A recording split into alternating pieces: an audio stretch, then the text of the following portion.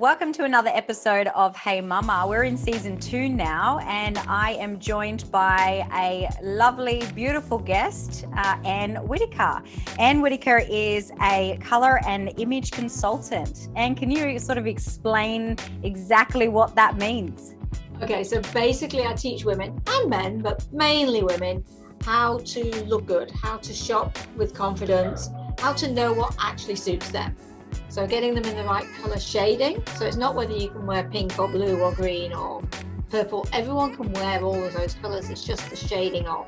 And if you wear the wrong one, you can look tired, drawn, sick, ill, all the stuff we don't want to look. I found that super interesting when I first met you because I know that I have struggled for a long time knowing what colours suit me, what patterns suit me, whether I'm like, it does really matter what you put on to affect your mood. Like, I know it definitely affects my mood and how I feel. So can you tell me a little bit about how you got into that? Okay, so I just say what you said. It's massive, and as mums, you know, we're busy, we're stretched thin, we're tired. When you've got eyes are open, you're tired. If you can look at yourself in a mirror and not hate the way you look, you know, it makes a big difference. And sometimes it's just a case of, you know, grabbing a t-shirt that's in a colour that works for you as opposed to one that doesn't. So how did I get into it? I had my own colours and image done. So 22 years ago, it sounds really scary when I say that now. I was working in London and everybody looked normal in the office. And London's a bit like Melbourne.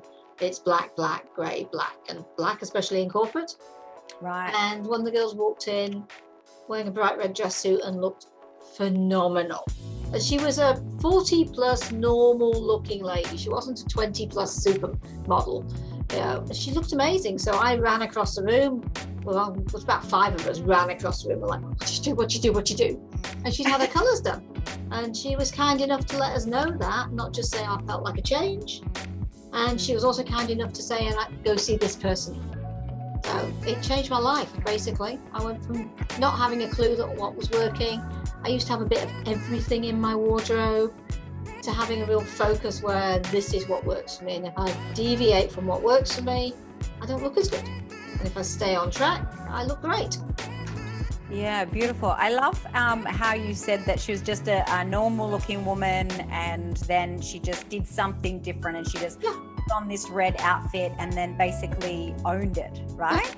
She was I would guess she was probably a size 14, 16. You know, she was a nice lady, but she was no one that you would have gone, oh my gosh, I need to stop in the street and look at her before. Yep. Just changing. She was wearing a lot of black and just changing in. So she would have been what I call a spring. And just changing into that bright red was like, oh, wow. Then you wanted to go and go, you look amazing. Fantastic. And so what makes up Anne? Why do you do why do you think it's so passionate? Like, it's a passion of yours. Clearly I can see it in the way that you talk, and then and your background, you've got all your beautiful clothes and colours there as well. You live, breathe it. What makes up Anne, and why do you do what you do? I do what I do because it changed my life. So like I said, I went along, I didn't know what suited me. I had lots of everything in my wardrobe. I used to hate shopping. I could walk down Oxford Street, which was the biggest shopping street in the world in those days, and just be overwhelmed and come back with nothing. And it was just too much. I didn't know what worked, so I didn't have any guidelines or framework, and there was just too much choice out there. So it really narrowed it down for me, and I looked good in it. That was the other thing. I could see in the mirror that I looked really bad in the wrong colours, and I looked really good in the right colours. Can relate. Like, yeah. And I didn't like the colours that liked me, so I always stress that to people.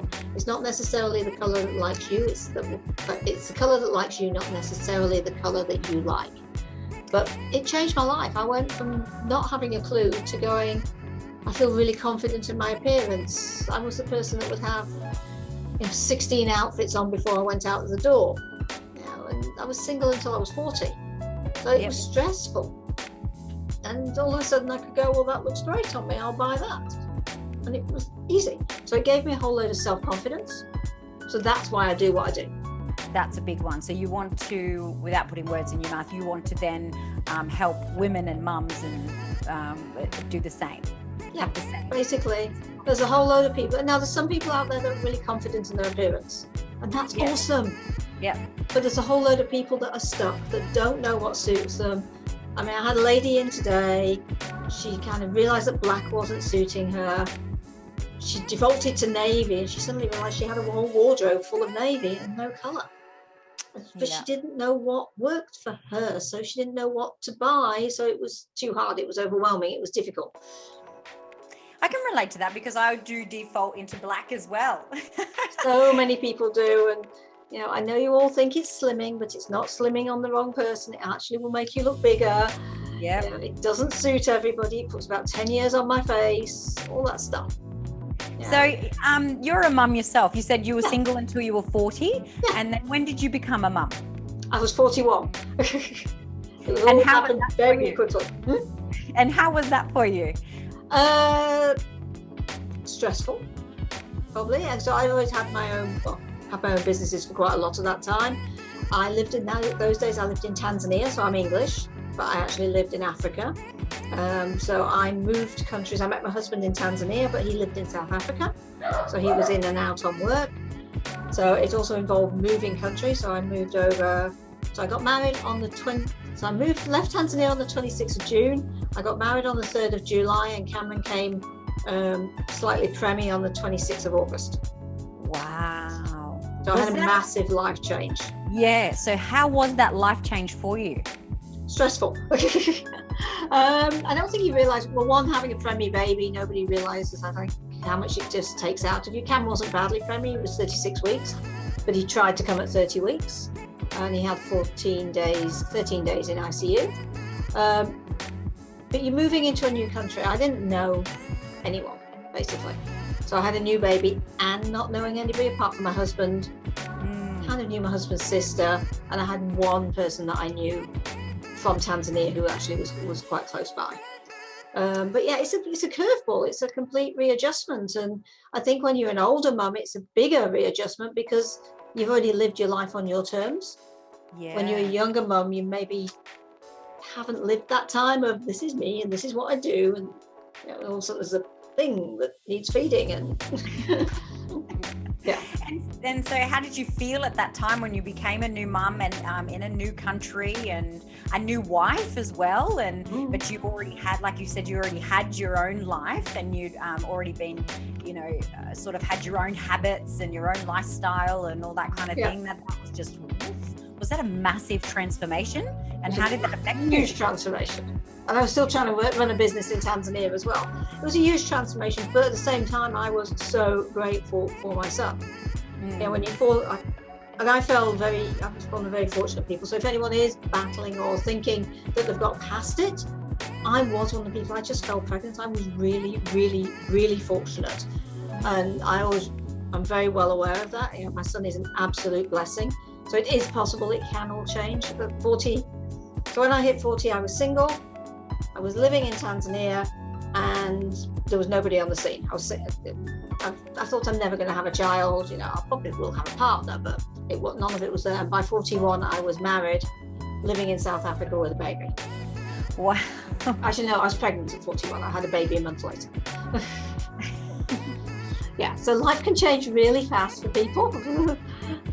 Yeah, absolutely. And so did you do the colour consulting qualification, I suppose, before or after you became a mum? Before. So my son's just coming up to 13. He'll be 13 2 weeks' time. I've been a colour consultant for 15 years. So I already had all those skills. But I also had an event management business in Tanzania, which was my main business over there. The colours was just an add-in that I just loved doing. When we moved here, the colours was my main business. Well, if you count not being a mum as being a business. But that was my main business, and I now have added in skincare and bra fitting and the active wear. Because my whole thing is about making women feel great and giving them tools that work. So they're all things that I love, and I've just incorporated them in. And when you tried to, become a new mum and do the business as well? How would you say that you managed all of those? With difficulty. Actually, being a new mum wasn't too bad, because when they're really young, they sleep. This is true. It was harder as bubble. Saying that, I did have the non-sleeping version of a child. Yep. So my son, we ended up co-sleeping with him because he did not sleep. I just couldn't do that, putting down and leaving them. It wasn't me. Yep. So we co-slept because it was the only way my child slept, because if he was next to me. And you got to do what's best for you and your life. Yeah. Exactly. And I totally believe that. We're all on our own journey as mums. So some will breastfeed, some won't breastfeed, some will co-sleep, some will do the sleep training. It's okay. You just got to do what helps you and your baby, obviously. So your sleep deprivation was one of the challenges. Can you talk about any other challenges that you had? A sleep deprivation was a challenge for years. Cameron didn't sleep for first 3 years of his life. It was very onward. I think just managing it, it's very overwhelming. I also came from a background with no brothers, no sisters, no nieces. I didn't know what a small baby was. They were like an alien species to me. So it wasn't like I babysat a lot or I'd looked after people's kids. I think if you're in that community where your sister's got kids, as long as you're near her or close to her, and friends have got kids, you see them, you're around them, you kind of understand what a baby does. This was literally like somebody just giving me something that I'd never met before. Okay. So foreign. Hospital helped. So although being in ICU was very stressful, I got some training on what to do with the baby, as opposed to being out of hospital after a day was something that I really didn't know. So in some ways it was a blessing, but it was just a difficult situation, obviously. And what about you and your husband? You were newlyweds, but then you were also new parents. Yes. New parents, new everything. How was that for you guys? It was actually okay because we were newlyweds, we still loved each other. I think you made it work. Interesting. And again, we were in that lovey-dovey stage, right? Yeah, but we weren't in a routine either. It wasn't something that we had to change a routine. The baby became our routine because it was so new. Okay. And I believe the babies are portable. There comes a point where they're not. About 2.5, he wasn't portable any longer. But when he was really little, we would take him out. So if we wanted to go to a restaurant, baby would come too. And in South Africa, that's very acceptable. So we just made Cameron part of our lives. And you at the time of your colour and stylish consultation, you're actually in recovery from TB and pneumonia. Yeah. So that was before Bub. Yeah. And so how did you manage to come out of that and recover from that? And do you still have health issues from that? If you'd asked me 6 months ago, I'd have said no, but we found out that I do. So until 6 months ago, it was fine. You had I wasn't aware there was problems. So let's put it that way. TB is really yucky. TB and pneumonia is yucky. It's 6 months worth of drugs. I was exceedingly ill. But again, I've got to be grateful for it, because if I hadn't been ill, I wouldn't have ended up in the London office to see colours. All that cycle changed, and I probably wouldn't have left the job I was in, even if I'd been in the London office for something, because I wouldn't have realised, it wouldn't have been I need to change my life. What was your job? What was your job before that? So I ran a petroleum company in Tanzania, in Zanzibar actually. So we were the sole supplier of petroleum to the islands, and I was government liaison, everything liaison basically. I was general dog spotting. And I worked myself to the bone. Literally worked myself to the bone. I worked with London, we were 3-4 hours time difference, so I'd do my normal hours, but I'd still be getting phone calls at 7-8 o'clock at night, because it was middle of the afternoon in London. Yeah, wow. Yeah.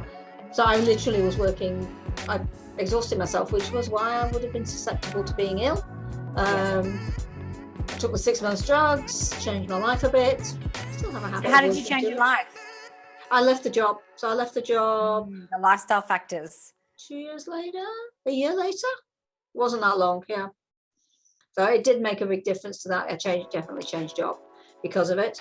But then having the colours so there was a gap between me having my colours done and me training to be a colour consultant.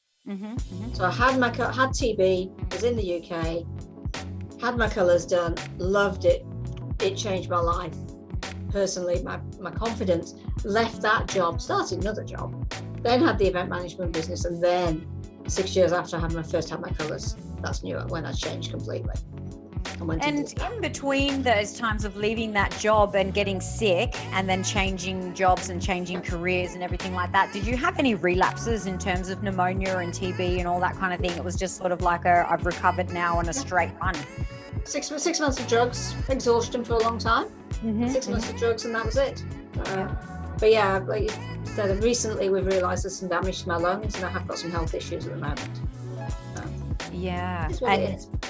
And so when you had Bub, nothing sort of flared up then either with the sleep deprivation. How did you sort of manage that sleep deprivation? Number one was like co-sleeping. That worked for you. Do you think that was the biggest thing? Yeah, definitely. What other tools did you put in place or strategies did you put in place? I wasn't working that much. So because I'd already moved to South Africa, I was consulting to my own business, but I wasn't in the day-to-day stuff, so it could be done online. So like I said, when he was asleep, if he was asleep, which was normally on me, I could be working. I wasn't physically going to somebody, I wasn't going to a job. So that made a really big difference, because then when baby was awake, I could be with baby, and when baby was asleep, because they sleep a lot when they're really young, I could be getting on with things. Cameron came everywhere with me. But you didn't overstretch yourself, would you say? You didn't overstretch yourself with because I didn't need to, because I'd already there wasn't pressure. I pulled myself out of that job. I was doing it more on my terms then, because I've moved to South Africa. I wasn't in the day-to-day, this has to be done by me today. Somebody else was doing more of that stuff. So I was working when I wanted to. I was really fortunate, so I didn't technically have to go to work. So if I was doing work at 10 o'clock at night, it didn't matter. Yes, and I think maybe because you'd done all these life lessons and you'd gotten unwell before, and I think that having a baby older could have helped you take the pressure off yourself and not have to. And your terms. I think having my own business made a big difference. You know, when you work for yourself, you do burn yourself out more, but you can do it almost again when you choose more. So it doesn't mean to say you work less. You probably work more by having your own business, but you do choose the times of it a bit more. So that's right. You have the flexibility and the freedom. Yeah. And tell me a little bit about how you got to South Africa. So you said you were from England, right? Yeah, from England. So I've worked all over the world. I worked in casinos for 8 years, which took me to the Bahamas, and it took me to Tanzania. I then stayed in Tanzania for 15 years doing various jobs. I ran car rental, I ran the petroleum company for 7 years, I did outdoor advertising, and then I had my own event management business. My husband I met at a networking event. He was from South Africa. Yeah. I worked for myself, so I could choose in a way where I wanted to work. He couldn't come up to me, but I could go down to him. When you meet somebody, Mr. Right, and you're 40, you think about those things. Oh, absolutely. And so where did you grow up though? England. Yeah. I was in England until I was 21. Okay. Yeah. And what was your lifestyle like there? So you talk about self-confidence, that you didn't have enough, you didn't have a lot of self-confidence. Yeah, so I came from, how do I explain this? I came from an abusive family, basically. So I was abused as a child, so probably not the greatest childhood. But again, you deal with what you deal with. I don't actually remember most of my childhood. Yep. So I probably don't remember anything from 8 downwards. Very, very minimal. I think those are memories that I've put together from pictures rather than memories. But again, you get on, you do things. Yeah. And that's something I like to tell people that because one, there's a lot more of it than we expect. I encounter a lot of people that have been through abuse, but two, we can change our own lives. We absolutely 100% can change our destiny, and we can change our children's destiny. We don't have to be stuck in the cycle of, this is what's happened to me. We can choose and change. And really, I wasn't aware of why I was changing. I left the country to change, technically. But I've got a happy marriage, I've got the most gorgeous son, I've got a successful business. I get to do what I love every single day, and I get to help women who are like me find something better, or people who are just looking in general. It doesn't have to be they've been through that background. There's a whole load of reasons why women don't know what suits them or lack confidence. But sometimes it's just being able to see something different, and colours are great for that. You see yourself differently than you might have done before. It opens up possibility. I think what you said before was so powerful, and I'm definitely going to use it in the clips when I release this, is that it doesn't matter what happens to you when you're younger or what happens to you, you don't have to let it define you, and that you can actually change yourself, and instead of using it as a crutch or an excuse, you can become aware of it, and then you have the power to change something that you don't like it. It's a decision. And it can be a really hard decision, don't get me wrong, but we do not have to live in we don't have to live in a job that we hate, we don't have to live in a marriage that we hate, we don't have to let a divorce or anything define us. We can choose. We've all seen amazing people make decisions and choose. It's a choice. Doesn't mean to say they don't hurt. It just means yes, absolutely. And that's what I wanted to actually ask you. What pivotal moment do you think, or moments, experiences, and when did you make that decision that I'm not going to let what happened to me define me? I think for a long time I wasn't aware really of what had happened to me. Like I said, I don't remember a lot of it. I now know it's true, and I've got a classic profile of somebody who was abused. I think it just comes. It's just a time where you can't stay there. You can't be miserable, because life's too short. So would you say at 21 you were like, okay, I'm going to get the hell out of here? And I took an opportunity to go and do something amazing. I don't think it was it was consciously getting out of there. Probably one of the times that I would probably been more conscious of it was actually leaving the Bahamas. So Bahamas was amazing. It was incredible. It was a stunning place to live. But I found myself towards my end of my time, which was 3.5 years, really, really, really, really depressed, like really bad. Wow. And it was a case of, I need to get out of here. This isn't working for me any longer. I need to move. So I went back to England. I didn't know what I was going to do particularly, but I went back to England. I think that's the thing I've been able to do all along, is make a decision to go. So when I went to the Bahamas, I took a job. I worked on the principle I had a passport and I had a credit card. Not necessarily money, a credit card. It really was bad. I could have left. What was the worst that could have happened? I ended up having to rack a plane ticket up on credit card. There's always a job. It might not be a job you want to do, but I could have gone back to England. I could have worked in bars. I'd worked in bars before. I could have made ends meet. And again, I didn't have a family to think about. But right now, there's a ton of cleaning jobs going. I don't want to do it, but if needs be, I could. If that was a choice that I wanted to leave my relationship or something, it would be a way to do it. There's always a choice. There's always a way around something. It's just seeing it, and it's being open to looking at it. And not staying where it's sort of comfortable or The Bahamas was very comfortable, apart from I was very miserable. I want to know why what made you start to get so depressed in the Bahamas? I don't really know. One of my best friends left. Okay. Probably that.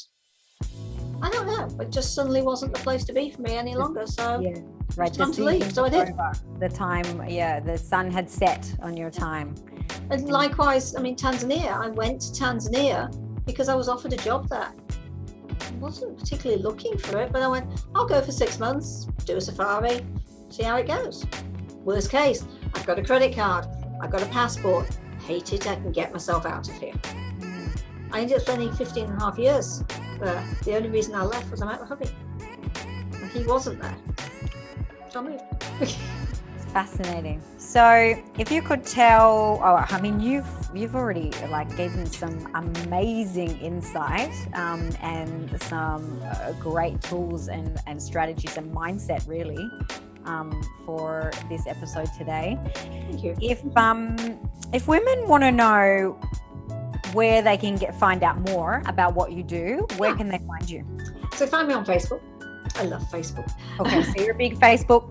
I'm much more Facebook than Insta. I have an Insta profile, but it's not my passion. They can find me on Facebook. I've got a business page, which is Anne Whittaker Official. It comes up as Anne Whittaker Style and Beauty, but if you just type in Anne Whittaker Official, it'll come. They can find me personally. I'm always open to chat to people. And they've also got a website, which is www.annewhitaker. So it's ANN, there's no E on my name, and then WHITAKER.com.au. Okay, perfect. And I'll add those links when the podcast episode is up. And I just want to say thank you so much for coming on the podcast and having a chat and opening up about your world, not only what you do, but a little bit about you and why you do what you do. And that just helps mums, realize that you're real and we all have our struggles and we all have our challenges, but we also have our strengths. Yeah, no one's perfect. And just on the colour thing, go and play. Tell people to go, I'll tell people, go and play with colour. Try different coloured t-shirts on without makeup on. And just see, because some of them will... Without makeup on, that's without interesting. Makeup on. You don't have to go out wearing them. Yeah, but in the mirror? Yeah, in the mirror. So when I'm working with people, I take their hair colour away from them. So if they've got colour in the hair, I'll take the hair away from them. And without makeup. Because I need people in the raw state. Not what they've done to themselves. Yeah. And then I put different coloured drapes on them, different coloured scarves, and I watch the reaction of the face. In the right colours, they're going to look even skin tone. They're going to look a bit like they've been airbrushed. And in the wrong colours, dark circles come out, lines and wrinkles come out, pigmentation comes out, the yucky stuff. To play, because if you're exhausted with bub and you're wearing a colour that is going to drain you, that isn't suiting you, you will look and feel more exhausted.